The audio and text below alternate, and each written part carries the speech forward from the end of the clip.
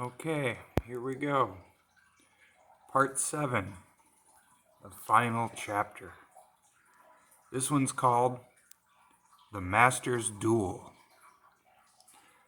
And I believe where we just left off, Bourdon, the man with the Picasso of a face, had just finished telling his story.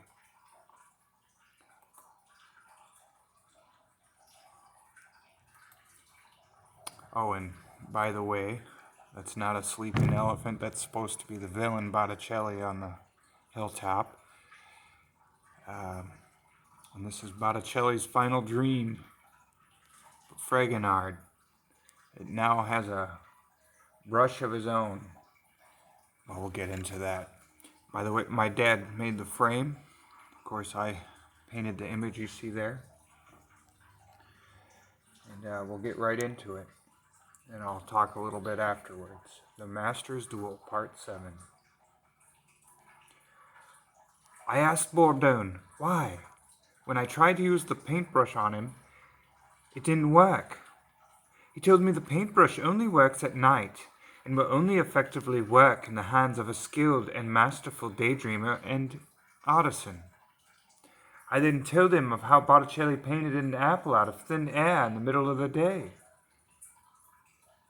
He told me that it was but a mere parlor trick meant to deceive me, and that in order for the brush to work, you can only paint on things that already exist, thereby manipulating the objects at hand into any shape, any form you so desire. I then told him of how when I first met him, he let me use the brush and I moved the stars in the sky.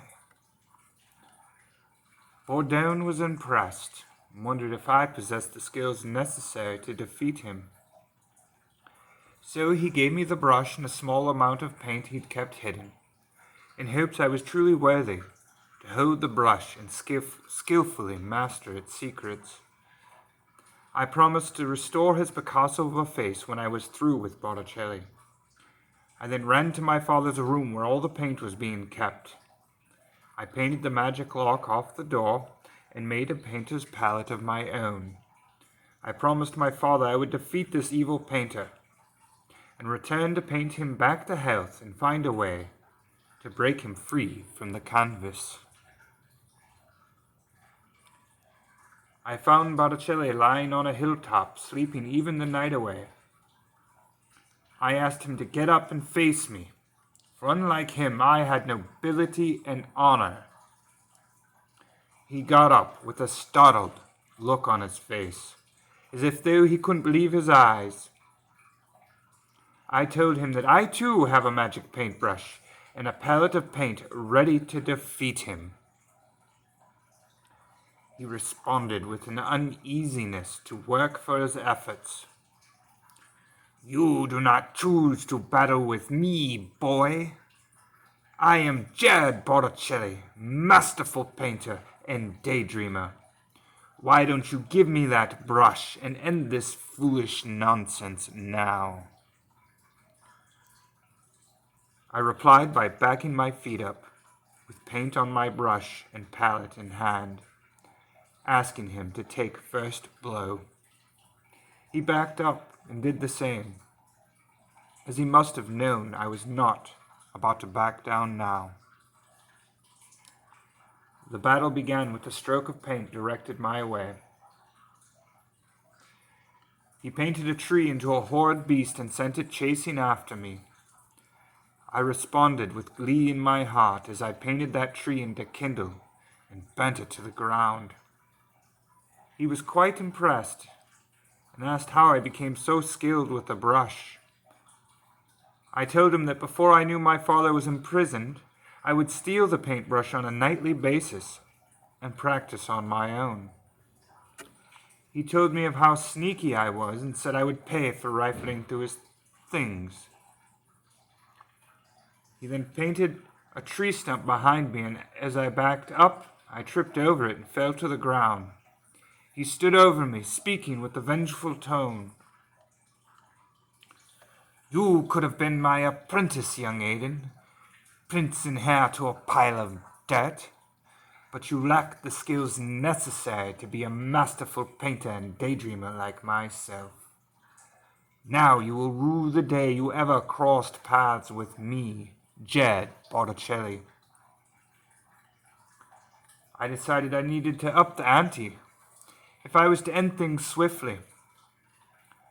I swiped the brush over the earth until it grew upward in a swell. He did the same and stood next to me on a throne of soil. He said he was done with my trickery and it was time for things to end. I knew I'd better think of something fast. I painted a mountain of dirt into a pile of unstable rocks. The painter and I, together, tumbled to the ground. We were both dazed from the fall, but unlike Botticelli, I had the upper hand, for I had painted my brush and palette firmly to my hands before the battle even began. Botticelli looked around for his brush, but it was too late.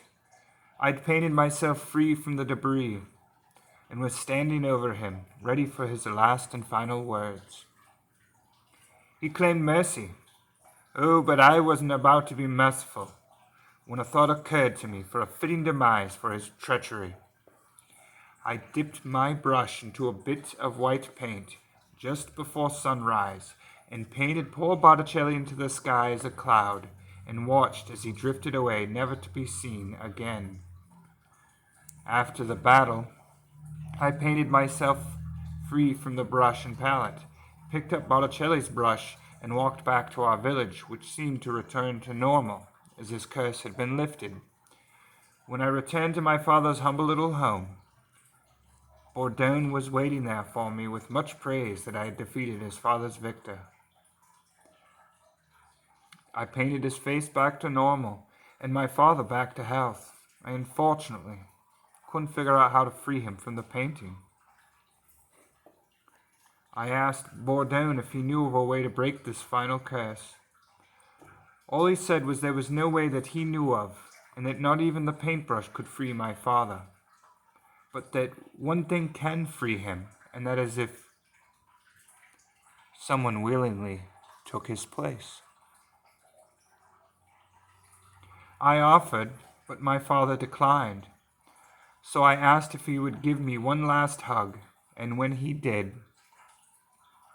I switched places with him in the canvas.